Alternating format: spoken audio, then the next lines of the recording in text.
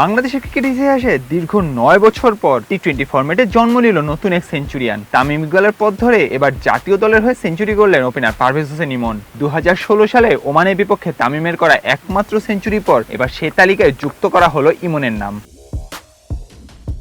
শারজায় সংযুক্ত আরব আমিরাতের বিপক্ষে সিরিজের প্রথম টি-20তে ৫৪ বলে সেঞ্চুরি হাঁকান ইমন। তার ইনিংসটি ছিল ৯টি ছক্কা ও ৭টি চারে সাজানো, আর তার স্ট্রাইক রেট বাংলাদেশি ব্যাটসম্যানদের মধ্যে অন্যতম সর্বোচ্চ। ২০১৬ সালের মার্চে ভারতের ধর্মশালায় ওমানের বিপক্ষে ১০৩ রানের ইনিংস খেলেছিলেন তামিম ইকবাল। সেটি ছিল আন্তর্জাতিক টি-20তে বাংলাদেশি কোনো ব্যাটসম্যানের করা প্রথম সেঞ্চুরি। এরপর কেটে গেছে দীর্ঘ ৯টি বছর। এই সময়কালে বাংলাদেশ খেলেছে ১২৪টি টি-20, কিন্তু বিশ্ববারের ফরম্যাটে একটিবারের জন্য সেঞ্চুরি বের করতে পারেননি বাংলাদেশের কোনো ব্যাটার।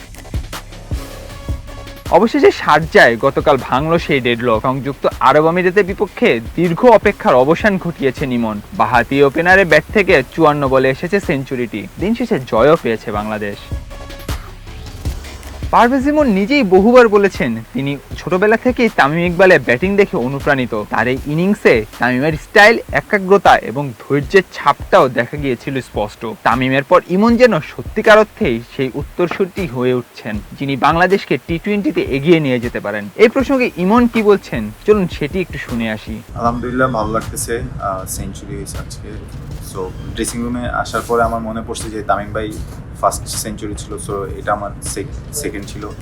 সো সব মিলিয়ে ভালো লাগছে। তামিম ভাইয়ের ছোটোবেলা থেকে ফলো করতাম, ওনার খেলা দেখতাম, অনেক ভালো লাগতো। সো ওনার পরে নামটা আমার আসছে, সো আলহামদুলিল্লাহ খুব ভালো লাগছে। বাংলাদেশের হয়ে আন্তর্জাতিক টি-20তে দ্রুততম সেঞ্চুরি রেকর্ড করা ইমন ইতোমধ্যে ঘরোয়ায় দ্রুততম দুটি ইনিংসের মালিক। এর মধ্যে একটি ২০২০ সালে বঙ্গবন্ধু কাপে করা ৪২ বলের সেঞ্চুরি। বাংলাদেশি ব্যাটারদের মধ্যে সেটি ছিল স্বীকৃত টি-20তে সবচেয়ে দ্রুততম সেঞ্চুরি। আর আরেকটি গত মাসে ঢাকা প্রিমিয়ার লিগে করা ১৫ বলে 50 লিস্ট এ ক্রিকেটে দ্রুততম একটি 50 রেকর্ড।